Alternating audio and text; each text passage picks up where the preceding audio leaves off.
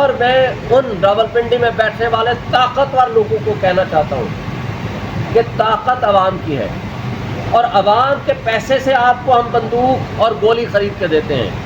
عوام کے پیسوں سے آج 2800 ارب روپے ہم آپ کو دیتے ہیں، 2800 ارب روپے، جبکہ غریب آدمی آج بھوک سے مر رہا ہے اور اپنے آپ کو خودکشیاں کر رہا ہے۔ ہم 2800 ارب روپے اس لیے نہیں دیتے کہ قیمتی ویگو ڈالے خریدو اور ان میں اپنے ہی شہریوں کو مارو۔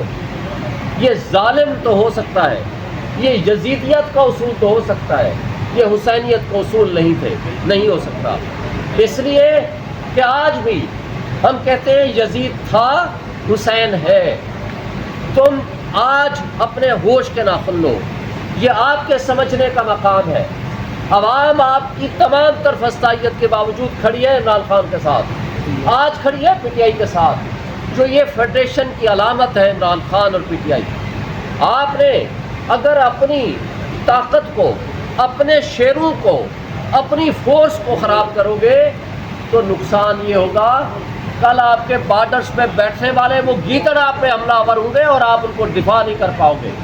اس لیے آج وقت ہے، آج پی ٹی آئی کے شیروں کو عمران خان جو ایک اس وقت موسٹ پاپولر امت مسلمہ کا لیڈر ہے، آپ اس سے جاؤ، آپ اس سے معافی مانگو۔ وہ فتح مکہ میں یقین رکھنے والا شخص ہے، وہ تمہیں معاف کر دے گا، اس لیے کہ وہ ذاتیات پہ کبھی بلیو نہیں کرتا۔ ملک میں انڈکلیئرڈ مارشل لا ہے اور کہ وہ وقت قریب ہے، وہ وقت قریب ہے کہ جب یہ کرپٹ سسٹم ختم ہوگا، اس کرپٹ سسٹم کے خاتمے کے ساتھ ہو یا اس دوران ہو، ہم آزاد عدلیہ سے تمہارا احتساب کرائیں گے، اور انشاءاللہ تعالیٰ تم احتساب کے لیے تیار ہو جاؤ۔ یہ تمہاری یہ جو حرکتیں ہیں، یہ غیر آنی اور فسطائیت میں مبنی جو حرکتیں ہیں، ان کو ہم کبھی نہیں چھوڑیں گے، اور ہم اپنے ورکرز کا تحفظ بھی کریں گے اور انشاءاللہ تعالیٰ تمہارا احتساب بھی کریں گے۔ اور آخری بات، اس وقت لیکن اس ملک کی قوم اور ورکرز اور ہمارے پی ٹی آئی کے لوگوں سے بھی معافی مانگیں، اس لیے کہ جن کٹ پتلیوں کو آپ نے آج مسلط کیا ہوا ہے، نہ ان میں اخلاقی جواز ہے، نہ وہ سیاسی جواز ہے، نہ آئینی اور قانونی جواز ہے کہ 17 سیٹوں کے ساتھ وہ اقتدار میں رہیں۔ وہ ہارے ہوئے لوگ ہیں، اور وہ شخص جو نواز شریف وہاں بیٹھا ہوا ہے، جس کو بڑی چاہ سے آپ لائے تھے، کیپٹن صفدر کے بقول بڑی آپ کے ہاں گفت و شنید ہوئی تھی، جس کو عمران خان نے لندن پلان کا نام دیا ہے، آپ ان کو لائے تھے، لیکن وہ کبوتر اڑانے کی بجائے اس کے طوطے اڑ چکے ہیں۔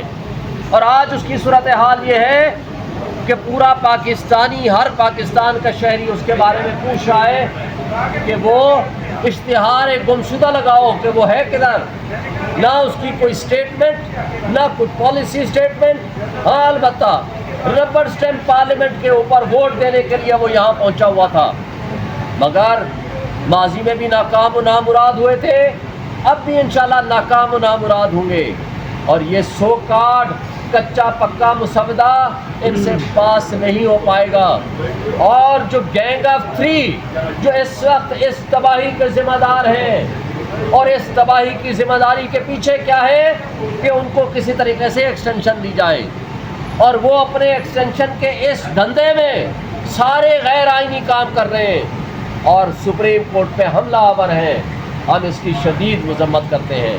دیکھیں، پاکستان میں اس وقت واحد امید ہے، وہ ہے سپریم کورٹ اور ہائی کورٹ، جہاں لوگ آس اور امید کی نگاہ سے دیکھتے ہیں۔ اگر لوگوں کی آس، امید اور ہوپ ختم کر دی تو اس سے انتشار پھیلے گا۔ تو خدا نخواستہ کیا چاہتے ہیں کہ لوگ اسلحہ اٹھائیں؟ خدا نخواستہ آپ کیا چاہتے ہیں کہ موب جسٹس سسٹم یہاں آ جائے؟ خدا نخواستہ کیا چاہتے ہیں سول وار شروع ہو جائے؟ اس لیے آج بھی وقت ہے کہ آپ اپنے ذاتی مفادات سے بالاتر ہو جائیں، ریاست کو نقصان مت پہنچائیں۔ آپ نے ماضی میں دیکھا ایک ڈکٹیٹر نے اپنے ذاتی اقتدار کو طوالت دینے کے لیے ایک سب سے بڑی جمہوری پارٹی کو نہ صرف اس کو بین کیا، ان کے لوگوں کو جیتی ہوئی سیٹوں کو، شیخ مجیب اور اس کی پارٹی کو بین کرنے کے بعد جیلوں میں ڈالا، اپنی فورس یوز کی، اور اس کے بعد کیا ہوا؟ آپ کا ملک دو لخت ہو گیا۔ لیکن آج حمود الرحمان کمیشن رپورٹ پڑھنے کے باوجود بھی آپ ہوش کے ناخن نہیں لے رہے, آپ اس سے سبق نہیں سیکھ رہے. آج آپ نے ملک کو اس کے بدتر انجام پہ پہنچا دیا. صورتحال یہ ہے کہ بلوچستان میں آپ سے ان کنٹرول صوبہ ہو چکا ہے. کے پی کے ہر شخص کو آپ دہشت گرد بنا رہے ہو, اور آپ ہر بلوچ کو کہتے ہو وہ دہشت گرد ہے. اور اس کے بعد پنجاب کے لوگ ان لوگوں سے جتنی نفرت کرتے ہیں وہ سب کے سامنے ہے. یہی کراچی کی صورتحال سندھ کی ہے.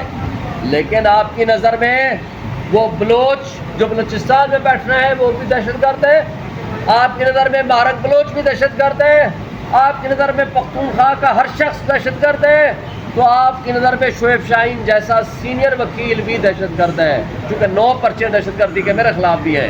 تو اگر آپ نے اس ملک کو اس طرح کی ریاست بنانا ہے تو پھر یہ بنانا ریپبلک کے علاوہ ہم اس کو اسلامک اسٹیٹ نہیں تصور کریں گے, پھر یہ اسلامی فلاحی جمہوری ریاست تصور نہیں کریں گے. اس لیے جو اوپر چند 1% لوگ بدماشیہ جو اپنے مفادات کھیل کھیل رہا ہے, میں ان کو کہتا ہوں کہ بس کرو. اب آج عوام کی طاقت آپ دیکھ چکے ہو. عوام آج بھی اسی جگہ پہ کھڑی ہے جہاں 8 فروری کو کھڑی تھی, اور کوئی تہذیب یافتہ ملک, کوئی سویلائزڈ کنٹری, اس کا طریقہ اور پیمانہ تبدیلی کا ہوتا ہے کہ ووٹ کے ذریعے تبدیلی آتی ہے. جب آپ ووٹ چوری کر لیں گے, جب قانون اور آئین چند لوگوں کے ہاتھوں میں کھلونا بنا دیں گے, جمہوریت کو تماشا اور ڈرامہ بنا دیں گے, اور آخری جو سپریم کورٹ پہ ہم حملہ آور ہونے لگے ہیں, یہ آپ کے لیے خود کچھ ثابت ہوگا انشاءاللہ. شعیب شاہین صاحب 11:30 بجے 63A کا ریویو لگا ہوا ہے. اگر پچھلا ماضی کا فیصلہ بندیال والا اڑ جاتا ہے, اس سے آپ لوگوں کے جو ممبرز ہیں ان کا ووٹ گنا جائے گا, اور ساتھ میں آپ کے جو وکلا ہیں بار بار عدم اعتماد کر رہے ہیں قاضی صاحب پہ, لیکن قاضی صاحب ہر بینچ میں بیٹھ رہے ہیں, اس کی کیا ریزن ہے؟ اس کی ریزن یہ ہے کہ وہ اپنی آپ ایکسٹینشن چاہتے ہیں. اس کی ریزن یہ ہے کہ وہ اپنے جانے سے پہلے ہر حال میں وہ فیصلہ کرانا چاہتے ہیں کہ جس کے ذریعے ان کی ایکسٹینشن کا ذریعہ اور طریقہ نکل سکے. لیکن انشاءاللہ تعالی یہ نہیں کر پائیں گے, اور نہ ہی ان کی ایکسٹینشن ہوگی. یہ تاریخ میں لکھا جائے گا, لیکن تاریخ میں کیا لکھا جائے گا, تاریخ بڑی تلخ ہے. آج اگر لوگ جسٹس منیر کے غلط کارنامے یا غلط جو ان کے فیصلے ہیں ان کو نہیں بھولے, تو جسٹس قاضی فائزہ صاحب آپ کے غلط فیصلوں کو بھی تاریخ کبھی معاف نہیں کرے گی. آج بھی وقت ہے کہ آپ ریزائن کر جائیں یا چھٹی پہ چلے جائیں, پیچھے سپریم کورٹ کو فیصلہ کرنے کا, اور انشاءاللہ یہ نہیں کامیاب ہوگی. سب سے پہلے تو میں آج کے جو کیس کا فیصلہ ہوا ہے الیکشن ٹریبونلز کے حوالے سے, اس میں افسوس کا اظہار کرتا ہوں. آپ نے ان تمام انڈیپینڈنٹ ججز الیکشن ٹریبونل نے جن کو ہٹا دیا اور سپریم کورٹ نے ان کو اپ ہولڈ کر دیا, یہ قابل افسوس ہے. اگر الیکشن ٹریبونلز کی انڈیپینڈنس نہیں ہوگی, الیکشن ٹریبونلز الیکشن کمیشن جو کہ فراڈ میں ملوث ہے, کرپٹ پریکٹسز میں ملوث ہے, ان کی چوائس کے ہینڈ پک ریٹائرڈ جج کو لگایا جائے گا تو وہ کوئی انصاف نہیں کرے گا. لہٰذا اس پہ بڑا افسوس کا اظہار کیا ہے, اور اس کے علاوہ ان کے خلاف ہم انشاءاللہ تعالی ریویو میں جائیں گے, اور اس کا فیصلہ بالآخر ریویو میں ہوگا. اور شاید اس وقت تک قاضی عیسیٰ صاحب یہاں سے رخصت ہو چکے ہوں, اللہ کرے وہ رخصت ہو جائیں, کیونکہ ان کے ساتھ ہمارا کنفلکٹ آف انٹرسٹ بھی ہے. نہ صرف کنفلکٹ آف انٹرسٹ ہے, بلکہ وہ اپنی ایکسٹینشن حاصل کرنے کے لیے ہر ناانصافی پہ مبنی فیصلے کروا رہے ہیں. لہٰذا ان سے پہلے بھی گزارش کی تھی اور اب بھی گزارش ہے. آرٹیکل 63A کے حوالے سے جو 2 ہماری گزارشات ہیں. پہلی گزارش یہ کہ وہ بینچ کی کانسٹیٹیوشن میں وہ جو پریویس کمیٹی ہے اس کا فیصلہ برقرار رکھیں, نمبر 1. نمبر 2, وہ اس حوالے سے جس طرح پروپوز کیا ہے جسٹس سید منصور علی شاہ صاحب سینئر یونین جج نے, یا فل کورٹ میٹنگ بلا لیں ایڈمنسٹریٹو سائٹ پہ سپریم کورٹ کی, یا فل کورٹ میں یہ میٹر رکھیں. کیونکہ ہم پہلے بھی آپ کو یاد ہوگا پچھلے سال یہ کہا کرتے تھے کہ یہ اختیار اگر اس ربر اسٹیمپ پارلیمنٹ کو دے دیں گے تو یہ عدلیہ کو انڈیپینڈنٹ نہیں ہونے دے گی. لہٰذا اگر اس طرح کی کوئی امینڈمنٹ کرنی ہے تو سپریم کورٹ رولز کے اندر امینڈمنٹ کی جائے. اگر سپریم کورٹ رولز میں امینڈمنٹ کی ہوتی تو آج یہ اس طرح کے فیصلے، اس طرح کے آرڈیننسز کم سے کم ہمارے سامنے نہ آتے. اب اس سے جو قاضی فائزہ صاحب نے خط لکھا ہے، خط کا جواب دیا ہے جسٹس منصور علی شاہ صاحب کو، اس سے یہ جو تاثر ملتا ہے وہ یہ کہ اس کا مطلب یہ ہے کہ جسٹس منیب اختر صاحب ایک انڈیپینڈنٹ جج تھے اور ہیں، اور ان کی انڈیپینڈنٹ رائے سے آپ کا اتفاق نہیں تھا. بظاہر یہ لگتا ہے کہ گورنمنٹ اور آپ نے مل کے ان کو وہاں سے نکالنے کے لیے، کمیٹی سے نکالنے کے لیے آپ نے آرڈیننس میں ترمیم کرائی ہے، جو کہ آپ کی اپنی جو کمٹمنٹ تھی ان دی کورٹ آپ نے اس سے وائلیٹ کیا ہے. لہذا انصاف کا تقاضا یہ ہے کہ جب تک کمیٹی کی کانسٹیٹیوشن کے بارے میں فیصلہ نہ آ جائے آپ آرٹیکل 63A کے اوپر کیس نہ لگائیں. نمبر 2، آپ کو اس بینچ میں نہیں بیٹھنا چاہیے جہاں کنفلکٹ آف انٹرسٹ ہو، کیونکہ اس کے ذریعے جو آئینی ترامیم کا سو کارڈ کچا اور پکا مسودہ چل رہا ہے اس کے ڈائریکٹ آپ بینیفیشری ہیں. لہٰذا آپ آرٹیکل 63A کی ایسی تشریح کر کے آپ آئینی ترامیم کے لیے راہ ہموار کرنا چاہتے ہیں تاکہ کل کلا لوٹا کریسی آئے، لوٹے پیدا کیے جائیں، یا ان کے اوپر دہشت طاری کر کے لوگوں کو اغوا کر کے، ایم این ایز کو اغوا کر کے ان سے اسٹیمپ کرائی جائے اور ووٹ کیا جائے، تاکہ آپ کی ایکسٹینشن ہو سکے، یا سو کارڈ غیر آئینی عدالت بنا کے اس کا آپ کو سربراہ بنایا جائے. لہٰذا اس کنفلکٹ آف انٹرسٹ کی وجہ سے بھی آپ کو اس کیس میں نہیں بیٹھنا چاہیے. اور اس کے ساتھ جو پرسوں ہمارے پی ٹی آئی کے ورکرز نے، پی ٹی آئی کے ٹائیگرز نے اور عمران خان کے سپاہیوں نے جو راولپنڈی میں ایک اپنا بھرپور احتجاج ریکارڈ کرایا، میں ان کو سلام پیش کرتا ہوں. اور میں ان سب دوستوں کو جنہوں نے آج بھی جیلوں میں بند ہیں یا قید و بند کی صورتیں برداشت کر رہے ہیں، ان سب کو میں سلام پیش کرتا ہوں.